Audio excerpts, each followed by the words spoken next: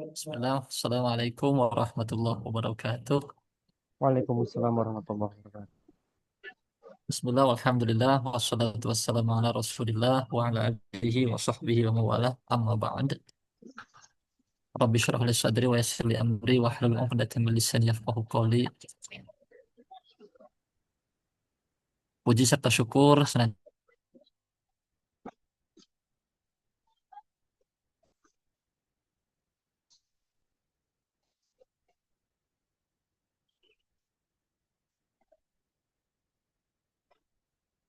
yaitu pedoman membaca dan menulis Al-Quran Braille bersama guru kita yaitu Bapak Dr. Ahmad Jaini MAG dari Lajnah Pentasihan Mushaf Al-Quran. Salawat dan salam mari senantiasa kita curah limpahkan kepada junjungan kita Nabi Muhammad Shallallahu Alaihi Wasallam, kepada keluarga, sahabat, tabi'in, tabi'ah, dan juga mudah-mudahan kita semuanya mendapatkan syafaatul uzma di yaumil qiyamah kelak. Amin ya Allah ya Rabbal Alamin. Amin. Mengawali pertemuan hari ini supaya kita mendapatkan keberkahan ilmu dan juga mendapatkan keberkahan dari Allah Subhanahu wa taala, kita sama-sama membaca basmalah. Bismillahirrahmanirrahim. Dan sebelumnya, izinkan kami untuk membacakan salah satu ayat Al-Quran. A'udzu billahi minasyaitonir rajim. Bismillahirrahmanirrahim. Wal 'asri innal insana lafi khusrin illa alladhina amanu wa 'amilus solihati wa tawassaw bil haqqi wa tawassaw bis sabr. Selanjutnya, untuk menghemat waktu, kami persilahkan kepada Ketua APKBI untuk memandu acara ini dan seterusnya. Untuk itu kepada Bapak Yayat Ruhiyat SPD selaku Ketua APKBI kami persilahkan. Terima kasih. Alhamdulillahirabbil alamin wa bihi nasta'inu ala umuri dunya waddin. Asyhadu an la ilaha illallah wahdahu la syarikalah wa asyhadu anna Muhammadan abduhu wa rasuluhu amma ba'd. Setelah puji syukur dipanjatkan ke Dati Ilahi Rabbi atas kudrat iradatnya, alhamdulillah hari ini Selasa 18 November 2025 Masehi, 27 Jumadil Awal 1447 Hijriah, kita bisa bersilaturahim, bertolabul ilmi. Mudah-mudahan Allah senantiasa memberikan kemampuan kepada kita untuk berusaha meningkatkan kompetensi kita dan untuk lebih mendekatkan kepada Allah Subhanahu wa taala. Ketua Umum Ikatan Tunanetra Muslim Indonesia beserta jajaran, Bapak Ahmad Jaini dari LPMQ, mudah-mudahan pada hari ini kita bisa bersinergi untuk senantiasa meningkatkan kualitas dan kompetensi para pengajar Al-Quran Braille, sehingga pada akhirnya apa yang kita harapkan, kita menjadi pengajar Al-Quran Braille yang kompeten, profesional, dan tentu saja memiliki kemanfaatan bagi umat pada keseluruhannya. Bapak Ketua Umum dan seluruh anggota APKBI, pada kesempatan ini kita akan coba membedah pedoman membaca dan menulis Al-Quran Braille yang diterbitkan oleh LPMQ, karena ini secara masif belum tersosialisasi secara luas. Barangkali hari ini mudah-mudahan kita bisa lebih detail, lebih jelas tentang pedoman ini. APKBI insya Allah dalam prosesnya sudah berupaya baik untuk legalitas maupun untuk sosialisasi, kemudian rekrutmen anggota, dan kita sudah berjalan beberapa kali untuk pembekalan. Mudah-mudahan kali ini bisa disimak secara seksama dan kita mendapatkan kepahaman yang lebih tentang cara membaca dan menulis Al-Quran Braille. Dan untuk selanjutnya, kami mohon Ketua Umum untuk memberikan sepatah dua patah dalam kesempatan ini untuk mengarahkan kita. Dipersilahkan. Kedengaran suara saya? Terdengar, Pak. Baik, bismillahirrahmanirrahim. Assalamualaikum warahmatullahi wabarakatuh. Waalaikumsalam warahmatullahi. Alhamdulillah, wa syukurillah, wassalatu wassalamu ala rasulillah. Ini Muhammadin ibni Abdullah, wa ala alihi wa sahbihi wa man wala, wa la hawla wa la quwwata illa billah ma ba'd. Yang sama-sama kita hormati guru kita, Pak Ustadz Ahmad Jaini MA, Bapak Ketua PKBI, Bapak Yayat Ruhyat beserta seluruh jajaran kepengurusan, juga pengurus Pusat Ikatan Tonton Muslim Indonesia, hadirin atau para peserta PKBI yang saya banggakan dan yang saya hormati. Tentunya puji dan syukur senantiasa kita panjatkan kepada Allah Subhanahu wa taala. Salawat dan salam semoga tercurah limpah kepada junjungan kita Nabi Muhammad sallallahu alaihi wasallam. Baik,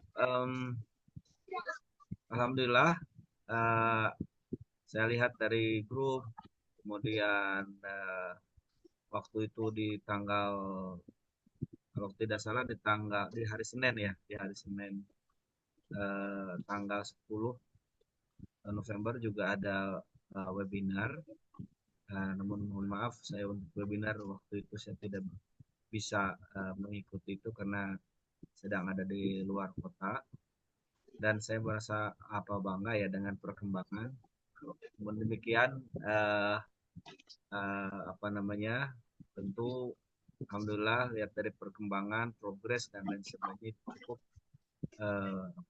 cukup memiliki kemajuan. Selanjutnya kami juga mohon maaf, ini dalam biasanya memang kita memanfaatkan juga di radio suara IKMI, namun satu dan lain hal Bapak PI waktu di hari Ahad ya, di hari Ahad yang lalu ya, kalau tidak salah di tanggal 9 kena musibah, yaitu ada penipuan yang mengaku Dewan Kemakmuran Masjid, sehingga handphone, barang, uang dan lain sebagainya raib gitu ya, sehingga belum bisa ini lagi ya, belum bisa aktif lagi dalam radio suara IKMI. Nah, itu jadi kendala, sekarang sedang kita proses secara hukum, mudah-mudahan ini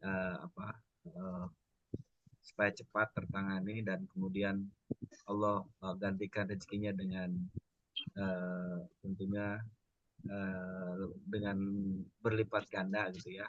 Amin. Ini terus terang ini untuk Jawa Barat dan Jakarta, mungkin yang lainnya sedang marak penipuan teman-teman kita yang yang berdagang gitu ya, yang bermaisyah dengan pola-pola yang berbeda-beda gitu ya. Nah, ini juga mesti kita ekstra hati-hati gitu ya dengan hal tersebut, karena yang namanya maling sudah tidak punya kepedulian lagi gitu kan. Terlebih ini yang saya dengar dari PI itu kan dia dalilnya dalil agama dan lain sebagainya ya, kemudian di masjid pula gitu kan, gitu. Itu yang sangat ironis sekali. Selanjutnya seiring dengan dengan berjalannya juga baik itu legalitas dan lain sebagainya, nah, kalau saya jangan lagi jangan lagi kita cari telur dulu ayam dulu. Nah, kita harus berbarengan saja. Jadi sementara legalitas kita sedang berjalan, proses materi ya yang kaitannya muatan-muatannya dengan pengetahuan dan lain sebagainya, proses itu terus berjalan. Nah, saya memohon juga kita karena ini di berbagai wilayah, daerah dan berbagai juga latar belakang dan lain sebagainya. Nah, tentunya pemahaman itu juga mestinya beraneka ragam gitu ya karena pemahaman itu. Nah, ini juga mungkin kita harus menjadi perhatian, jangan sampai yang sudah paham kemudian juga yang di belakang yang belum paham juga ini juga tertinggalkan gitu. Saya kan adalah satu satu kita satu inilah satu nahkoda, satu muara, dan insya Allah kalau toh memang eh, istilahnya ini kan tujuannya untuk Pak mengajar. Ketua, suaranya kecil banget Pak Ketua. Ya, Kurang halo. kencang suaranya, kurang dekat ke mikrofon kayaknya. Oh ya, saya pakai laptop kan. Nah, itu bagus tuh. Ya, ya, Ya, ya. ya. Karena saya pakai laptop jadi pakai Talk 3 gitu kan gitu. Ya. eh Ya, sekali lagi ini seiring juga sejalan dengan legalitas, kemudian materi, terus kemudian dari berbagai karena kita di wilayah dan daerah berbagai ragam juga dari sisi mungkin pemahaman dan lain sebagainya. Ya, mudah-mudahan ini semua setelah kita berikan pemahaman atau materi dan lain sebagainya, kita ada dialog interaktif baik itu seperti sekarang webinar maupun mungkin dimanfaatkan di grup gitu ya supaya kita juga langsung merespon. Ya, itu saya sih yang saya sampaikan. Mudah-mudahan langkah niat kita dalam mempelajari Al-Quran, kemudian ke depannya insya Allah akan kita mentadaburi Al-Quran, dalam membuka Al-Quran. Semoga Allah Subhanahu wa Ta'ala memberikan ridhonya, senantiasa kita dimudahkan dalam pemahaman pemberian ilmu dari para guru-guru kita. Terima kasih. Assalamualaikum warahmatullahi wabarakatuh. Waalaikumsalam warahmatullahi wabarakatuh. Jazakallah Pak Ketua Umum. Ya, insya Allah kita menjadi satu kesatuan karena kita adalah untuk memperkuat ukhuwah dan untuk maju bersama-sama. Nah, gitu ya. Jadi jangan sampai ada yang tertinggal. Untuk anggota APKBI kita ingin maju bersama-sama. Yang sudah paham tentu saja bisa berbagi kepada teman-teman yang belum paham, jangan malu-malu untuk bertanya. Insya Allah anggota APKBI siap untuk bekerja sama. Selanjutnya untuk mengefektifkan waktu, Ustadz Ahmad Jaini sudah siap, Pak? Ya, siap, siap. Alhamdulillah. Alhamdulillah. Ya. Ya, mungkin bisa berkenalan karena secara umum Bapak sudah dikenal, terutama Oh, saya. iya. Mungkin ada beberapa yang belum kenal. Langsung aja Pak memperkenalkan diri sekaligus Iya. menyampaikan materinya yang kemudian nanti kita akan dialog interaktif. Dipersilahkan Pak, mangga. Berapa menit, Pak Yat? Yalah 30 sampai 40 menit, sisanya Baik, kita berdialog. baik. Bismillahirrahmanirrahim. Assalamualaikum warahmatullahi wabarakatuh. Waalaikumsalam warahmatullahi wabarakatuh. Maaf, jelas Pak Yat ya? Jelas Pak. Oh, baik. Bismillah, alhamdulillah, wassalatu wassalamu ala rasulillah wa ala alihi wa sahbihi wa ala ma ba'dah. Yang saya hormati eh, Ketua Umum ya DPP ITMI, Bapak Yogi Matsuni. Mudah-mudahan sehat selalu beliau.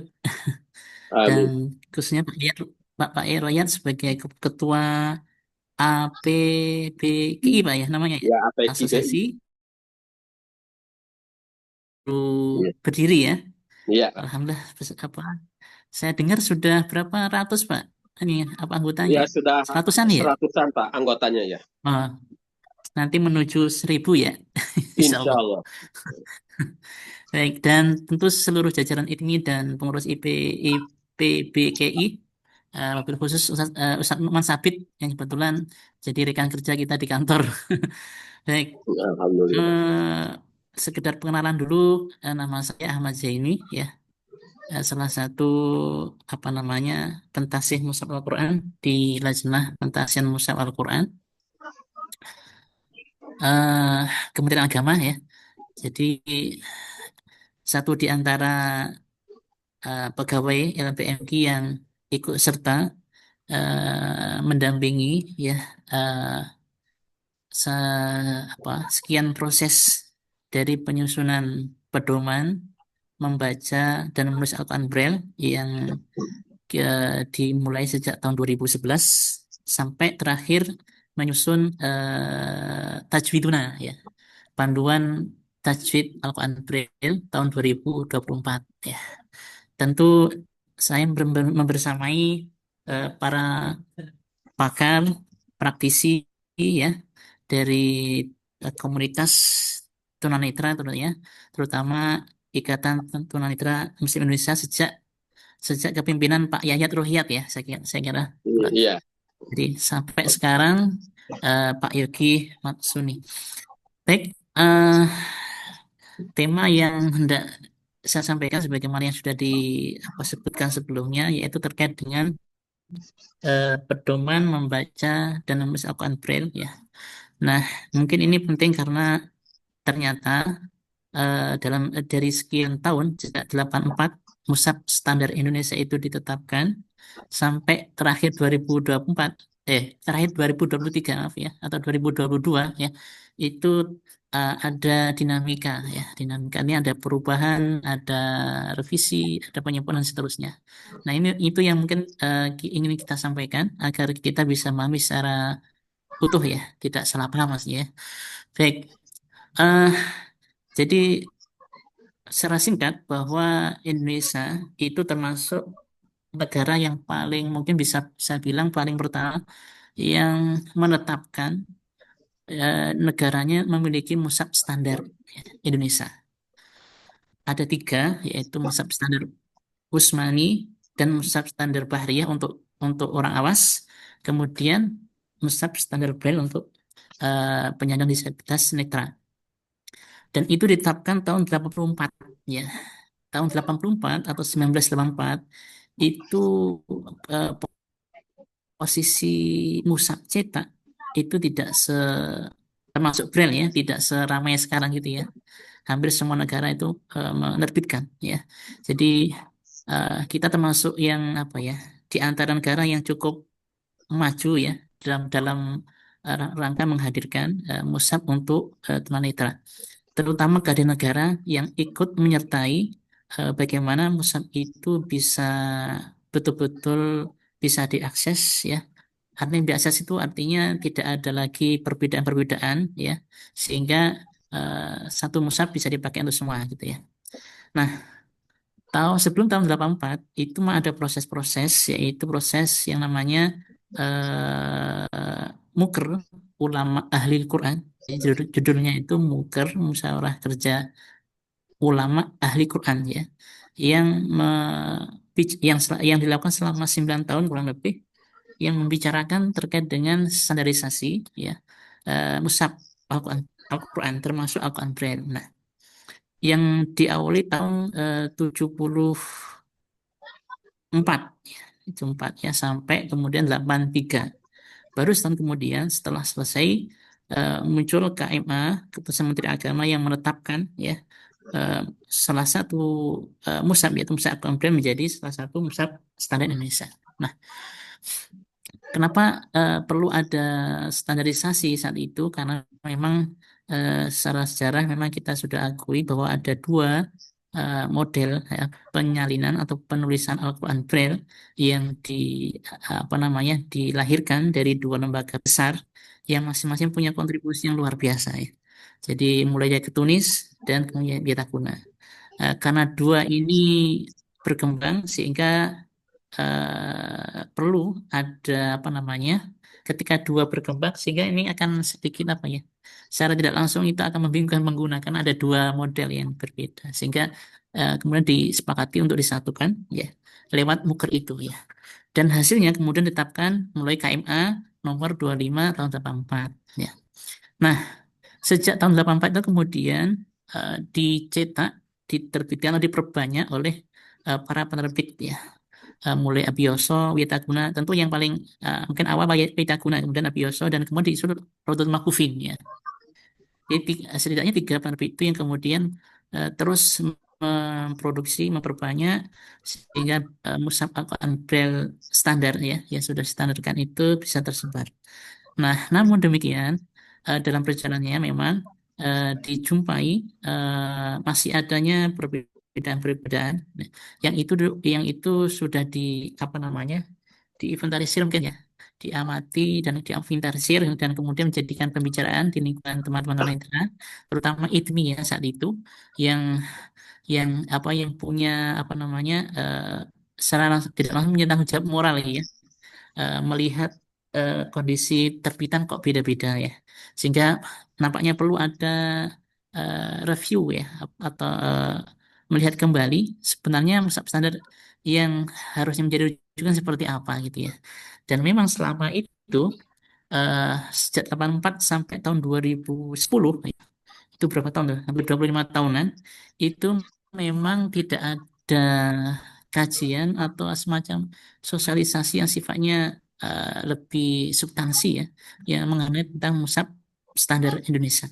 Jadi orang hanya tahu tiba-tiba sudah ada cetakannya, tapi bagaimana kaidahnya, rumusan secara detail, terperinci sistematis itu belum ada.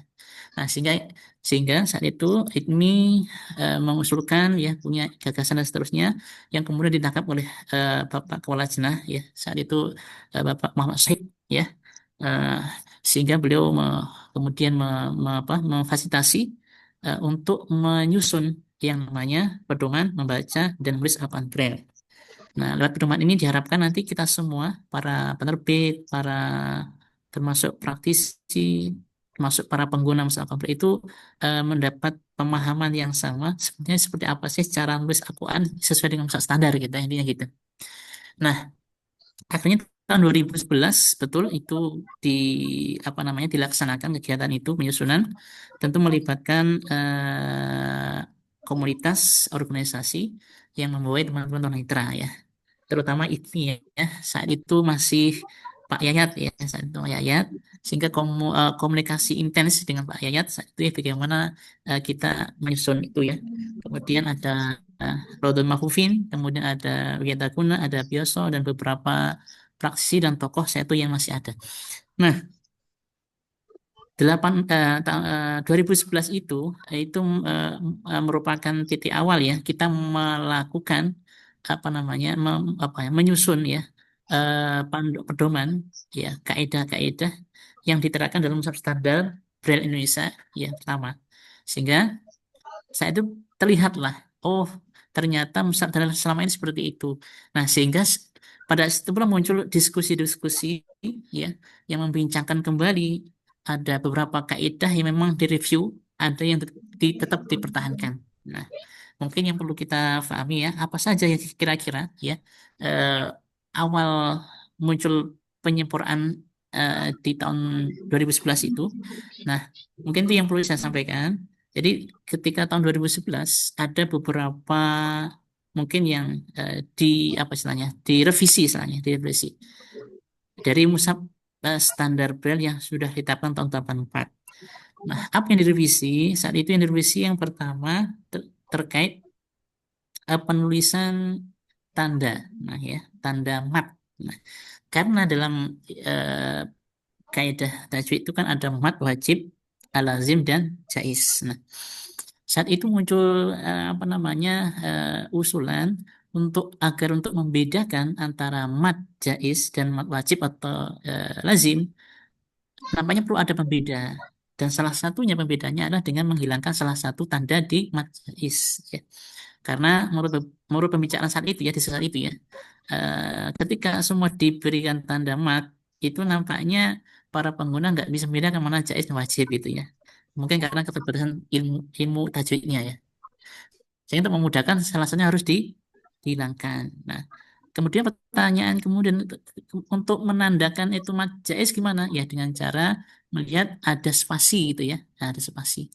Kalau setelah huruf setelah huruf apa namanya? Setelah huruf mat itu ada spasi, berarti itu mat jais. Karena kalau mat wajib kan nggak ada spasi. Baik. Nah, mungkin itu salah satu ya, salah satu perubahan ya atau revisi dari Mushaf Standar 84 ke 2011. Jadi saat kita menyusun pedoman pertama kali. Kemudian terkait lagi yang memang ini sangat kompleks ya kalau dibicarakan terkait tulisan hamzah. Ya. Saat itu hamzah ketika kita ingin merinci ya, merinci bagaimana cara menulis hamzah itu agak kesulitan saat itu ya. Karena mungkin referensi kita yang baca masih terbatas ya. Akhirnya karena sejak awal ya, sejak muker pertama dan kedua itu ada salah satu diktum ya yang disepakati oleh peserta muker. Saat ini yang mengikuti juga termasuk ya tulis dan ya guna bahwa musab musab Al-Quran itu hendaknya ditulis dengan Rasul Usmani kecuali yang menyulitkan ya, ada rukhsah ya. Eh, Nah, jadi diktum umumnya itu harus menggunakan Usmani. Nah, sehingga saat tahun 2011 itu akhirnya ada muncul kesepakatan. Sesudah kita Hamzah itu kita ikutkan Rasul Usmani saja. Yang prakteknya mengikuti Mushaf Standar Usmani cetak. Nah, tinggal ngikuti aja ya. Mau Hamzah di depan, tengah, belakang itu sama cara muslim. Nah, itu dua di antara perubahan yang mungkin saya kira sangat signifikan ya. Kenapa begitu? Karena dengan menghilangkan mat tanda mat di mat jais maksudnya juga mat silah tawilah termasuk ya. Nah, itu nah, dampaknya itu di beberapa penerbit atau di penerbit yang menggunakan Zimplit ya. Masih pakai Zimplit. Jadi eh, seperti Wiataguna. Jadi karena ada sekian tanda mat itu harus diganti ya. Kalau menghapus terlalu sulit ya kalau pakai Zimplit. Jadi dia harus membuat yang baru ya, Zimplit baru. Karena saking banyaknya.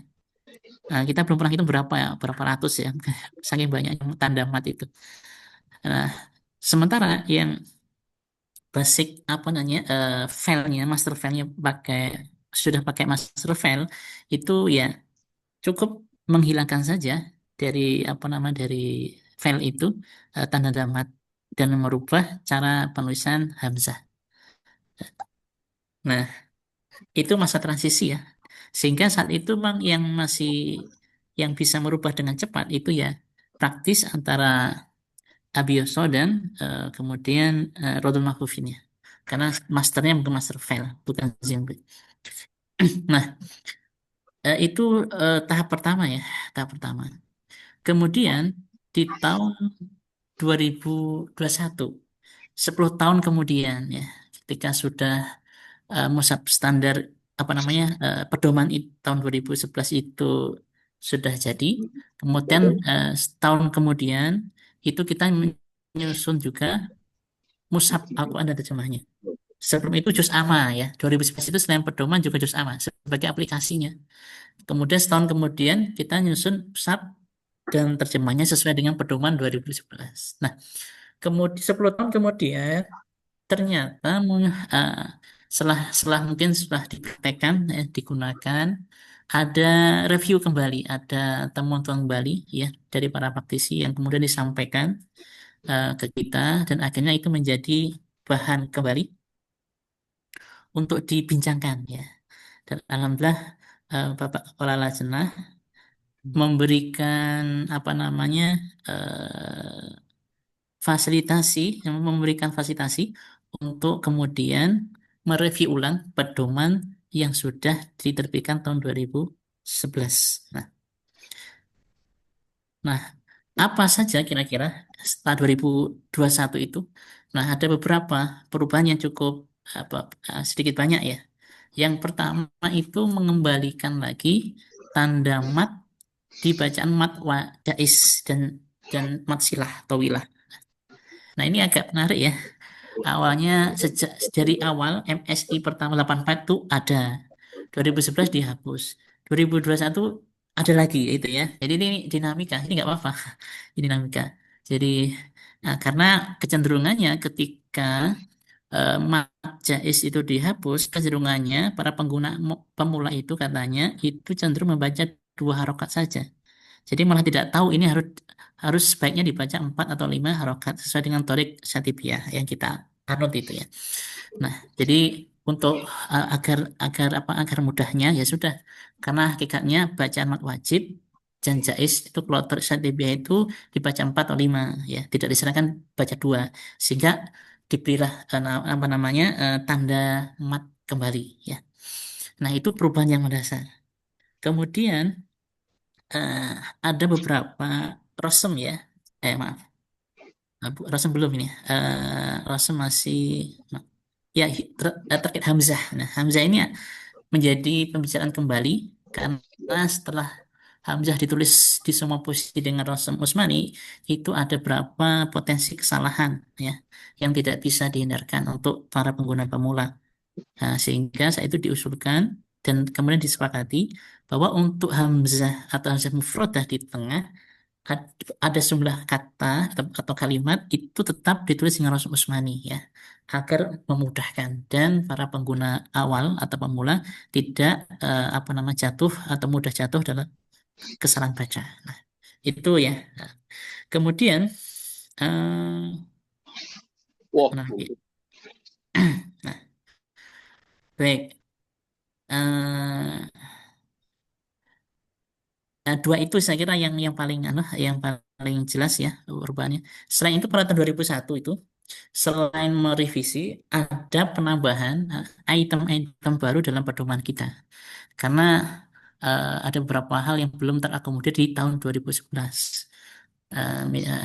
Seperti terkait dengan bacaan-bacaan gharib yang lainnya ya, seperti ada apa namanya istilah namanya ini asabul alif asabak itu ya, ada alif alif huruf alif yang tidak dibaca ketika kosong tapi dibaca ketika wakof itu muncul ya.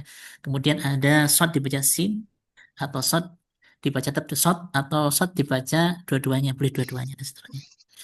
Kemudian muncul juga item baru atau bab baru terkait dengan azabul Quran, pembagian Al-Quran ya. Itu dijelaskan lebih detail ya. Sehingga dengan membaca pedoman itu tergambar bagaimana sebenarnya sistematika mushaf Al-Quran Braille itu disusun. Nah, gitu ya. Kira-kira begitu. Jadi itu tambahan, kelengkapan ya. Sebelumnya itu kan revisi ya, perubahan. Nah, setelah 2021 ya, setelah selesai, kemudian muncul lagi tahun 2022 kita menyusun mushaf Al-Quran Braille sesuai dengan hasil pedoman 2001. Nah, tidak lama setahun ya, tapi ada usulan kembali saat kita melakukan penyusunan Al-Quran Braille. Karena setelah mungkin dari beberapa pengalaman para praktisi dan para ahli saat itu, dari teman-teman tunanetra ya tentunya, itu nampaknya ada beberapa hal yang sebenarnya bisa kita eksekusi. Nah, pertama terkait rosem ya, rosem. Nah, kalau tadi terkait Hamzah, ada yang di tengah Hamzahnya tengah-tengah itu cenderung ditulis dengan imla'i. Nah, kemudian tahun 2022 itu nampaknya tidak harus semua imla'i, hanya beberapa saja kasus ya tulisan yang diimlaikan karena memang itu cenderung membuat orang salah baca, yaitu di kalimat faqra'u sama tabara'u. Karena faqra'u itu kalau ditulis hamzah murotah nanti nanti cenderung dibaca tasdid itu ya. Jadi titik 3 bisa terbaca titik 6. Kalau bisa terbaca 6 jadinya faqrawa faqrawa atau tabarrawa gitu jadinya ya. Jadi itu untuk mengantisipasi itu akhirnya untuk kasus kalimat itu tetap ditulis imla, tidak selain itu ditulis usmani. Nah, itu ya. Jadi ada upaya di tahun 2002 eh, kata-kata itu yang sekiranya tidak menyulitkan dan memang bisa dibaca dengan benar itu ditulis secara Utsmani. Nah, selain Hamzah itu kemudian ada beberapa juga yang awalnya dikecualikan ya. Kalau sejak awal dikecualikan itu kan terkait dengan kata sholat az-zakah, riba ya, kata-kata yang dalam Rasul masuk kaidah ibdal ya. Alif diganti wawu tapi ibdal ya. Kemudian ada beberapa kata yang dulu dikecualikan tahun 2022 itu diusmanikan istilahnya ya. Pertama tentang Ibrahim, lafadz Ibrahim.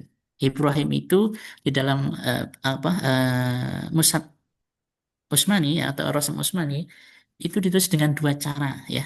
Ada kalanya Ibrahim itu yaknya tanpa ya, jadi menggunakan kasrah isbah ya. Ada kalanya alifnya itu hanya pakai fathah isbah gitu ya. Jadi ada dua wajah sehingga ditulis sesuai dengan dua wajah itu sesuai dengan tempatnya tentunya ya. Kemudian ada huruf yang double juga sesuai dengan Utsmani. Awalnya yuhyi itu ditulis dengan ya double, tapi ternyata kita ketika di Utsmani kan tidak berdampak ya. Artinya teman-teman masih bisa membaca dengan benar sehingga kita ganti dengan ya satu, kemudian harokatnya kasroh isbaiyah. Kemudian Dawud juga sama, Dawud sama ya. Kemudian berikutnya yaknida. Nah, yaknida ya bani ya ayyuha ya. Yang sebelumnya mulai akhirnya kita sepakati kita usmanikan ya, usmanikan. Jadi ya-nya tidak lagi ada alif tapi langsung diganti dengan fathah isbaiyah. Kemudian itu di 2022 ya. Kemudian uh, uh, uh, ya.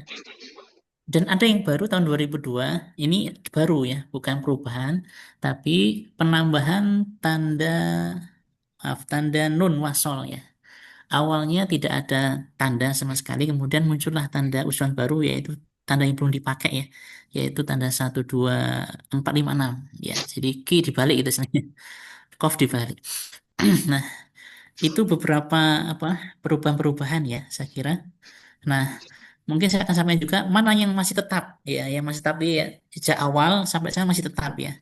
Yang masih tetap itu yang tadi yang saya sampaikan dari resi Rosem itu yang kaidah ibdal tadi, asal zakat itu sampai 2002 tetap sejak awal itu ya. Kemudian kata waji'ah itu akan ziyadah alif. Jadi kalau di Rosem Usmaninya setelah jim itu alif bukan langsung ya. Jadi ada alif ya. Jadi antara jim dan ya itu di tengah ada alif. Nah, itu agak menyulitkan sehingga alifnya itu dihilangkan. Hanya ditulis secara imla'i. Nah, sejak awal sudah imla'i itu sampai akhirnya tetap imla'i tidak diusmanikan. Nah, itu di antara yang tetap ya sejak awal. Nah, kemudian hak tambih itu sejak awal sampai kita nyusun pedoman dan sampai terakhir tetap sudah usmani memang. Kenapa? Haulai mau imla'i mau usmani itu cara nulisnya sama. Jadi memang sejak awal imla itu memang cara nulisnya tanpa alif ya, tanpa alif. Itu ya, itu alasannya kenapa kok tetap. Kemudian yang tetap-tetap itu, yang itu di antara ya. Kalau tanda tanda mat wajib jalim itu sejak awal tetap ya. Oh ya maaf ada tadi yang sebelum 2002 2001 ya. Yang tahap kedua itu tadi ada penyederhanaan apa nama penyederhanaan eh, memberikan tanda tanda apa bacaan huruf ismam dan eh, ya ismam dan imalah. Kalau tahun 2011 yang di awal kita menulisnya dalam kurung itu hamzah shin mim alif mim ismam. Tapi ketika 2021 2022 itu sudah sepakati diringkas lagi ya dengan hamzah alal alif dan shin saja untuk ismam, imalah hamzah alif dan mim saja. Jadi dia beringkas itu ya. Nah, itu kira-kira Bapak Ibu ya terkait dengan apa nih istilahnya apa ya tahapan penyempurnaan ya. Sekali mau penyempurnaan di sana ada revisi ya. Nah, revisi itu bisa muncul bisa yang itu ya revisi. Tapi nah setelah ini kemudian Pak Kepala ya pimpinan kita itu mengharap perubahan-perubahan itu saya kira sudah dicukupi dulu ya kalau ada revisi agar kita bisa lebih fokus ya untuk menyiapkan apa namanya media atau bahan-bahan lain untuk menunjang pembelajaran Quran Braille ya. Sehingga setelah tahun 2002 ini 2003 itu Pak Kepala itu mengeluarkan surat ya, surat yang menetapkan pedoman ini menjadi rujukan ya. Kayaknya sudah final ini agak final ya.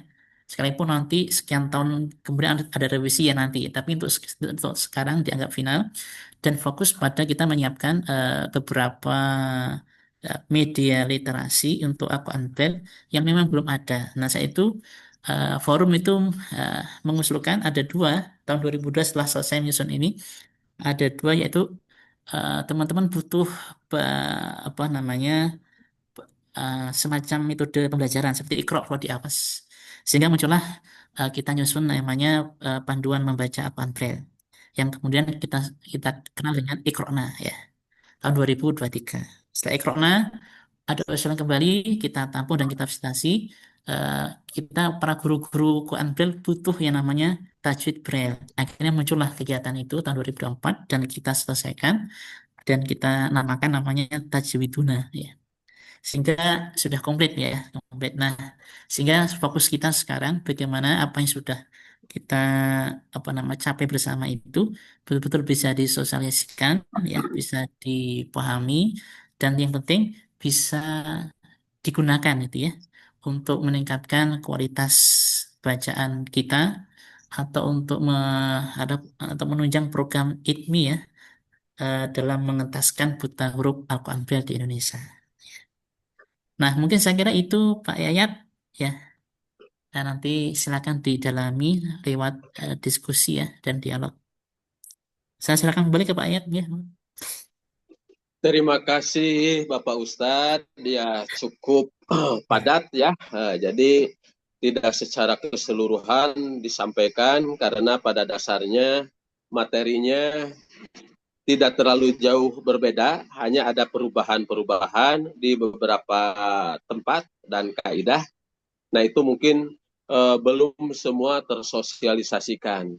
Nah untuk memperdalam bagi seluruh peserta pembekalan ini, silahkan barangkali ada hal-hal yang akan ditanyakan atau ingin diperjelas, silahkan langsung aja buka mic-nya. Assalamualaikum. Ustadz. Satu-satu, siapa dulu? Saya dulu Ustadz. Oh iya. Ya, sebutkan nama dan daerah asal, Mangga. Kang Smart dulu.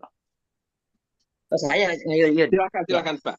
Baik, Assalamualaikum warahmatullahi wabarakatuh. Nama saya Ahmad dari ITMI Kota Depok, Jabar Istimewa. Ingin bertanya Ustadz untuk tanda-tanda gorib itu mohon diulang Ustadz ya. Kayak misalnya imalah, terus ada ismam, terus ada saktah itu tanda-tandanya apa Ustadz ya. Demikian, terima kasih. Assalamualaikum warahmatullahi wabarakatuh. Waalaikumsalam warahmatullahi wabarakatuh. Langsung aja Ustadz. Oh iya. Baik. Jadi untuk terkait bacaan huruf itu, jadi saat itu memang sejak awal sudah disepakati yang dikasih itu hanya beberapa bacaan huruf, tidak semua ya, yaitu hanya ismam, kemudian imalah, kemudian sajadah, kemudian saktah gitu ya. Nah, hanya saja perubahannya itu di cara apa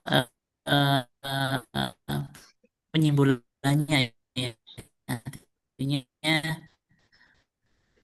kalau di awal di pedoman yang awal itu lengkap itu ismam, hamzah, shin, mim, alif dan mim itu ismam. Kemudian dalam 2011 itu diringkas cukup hamzah, alif dan shin ya untuk ismam. Imalah juga sama seperti itu. Awalnya lengkap, kemudian cukup hamzah, hatta juga sama, ringkas dalam kurung sin gitu ya.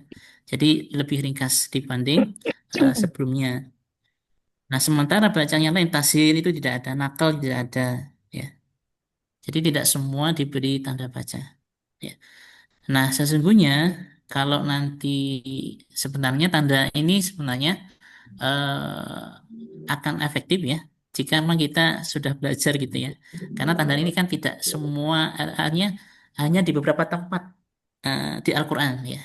Jadi kadang-kadang kalau kita pelajari sejak awal nanti pas waktunya nyampe di ayat itu kita udah lupa gitu ya. Karena memang hanya beberapa tempat saja ya, hanya satu-satu ya tempatnya tidak banyak kecuali yang saktah ya atau ayat sajadah atau tanwin wasal ya, atau non wasal. Mungkin itu ya.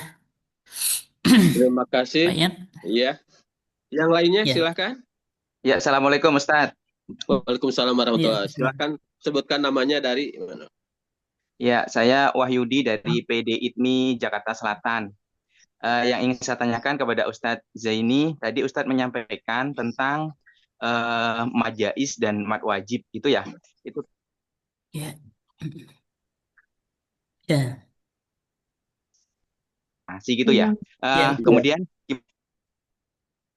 gimana haulai Ya. kan Putus-putus. kepada santri-santri kita gitu. Kalau yang seperti ini, tulisan seperti ini adalah majais gitu, ada majaisnya. Nah, kemudian pertanyaan kedua, itu tadi Ustadz juga menyampaikan tentang yang kalimat yang bunyinya yuhyi, itu ada yang ditulis pakai kasro isbaiyah. Nah, sedangkan ada yang tahu bahwa itu kasro isbaiyah itu kan sebagai matsilah, itu ya yang saya tahu itu. Nah, gimana itu kita menyampaikan juga, apakah yuhyi itu juga kalau ditulis dengan kasro isbaiyah, apakah itu matsilah atau matobi'i gitu Ustadz. Terima kasih. Assalamualaikum warahmatullahi wabarakatuh. Baik. Langsung Ustaz. Ya. Ya, jadi mungkin perlu dipahami maksilah itu terkait dengan domir hak ya, domir. Iya. Nah, kalau domir dipakai kasroh atau pakai domah hisbaiyah ya, atau fathah hisbaiyah, enggak fathah enggak, domah hisbaiyah atau kasroh hisbaiyah baru itu disebut maksilah ya, maksilah ya. Kalau diikuti hamzah berarti maksilah tawilah. Tapi kalau yang kasroh hisbaiyah pada yuhyi ya, yuhyi atau nanti talwuna wawu terbalik atau domah terbalik itu tidak masuk dalam kategori mat silah ya. Silah. Nah, jadi masalah hanya Simat apa itu Ustadz? di Termasuk juga hak domir matobi'i gitu saja. Ustadz. Hah? Matobi'i gitu. Kalau yuhyi itu berarti matobi'i gitu Ya, Ustadz. ya betul. Masuk dalam kategori matobi. Oke. Betul. Oke, mungkin itu ya. Terus yang haulai Ustadz. Oh, maaf. Haulai ya, ini memang terkait rosem ya. Jadi memang rosemnya mau imlai mau usmani itu memang digabung ya tulisannya. Terus menjelaskan. Ketika apa namanya itu sebenarnya gabungan dari dua kata kan, ha sama ulai gitu maksudnya. Ya. Iya. Cuma ketika masuk penulisan Al-Quran itu digabung ya.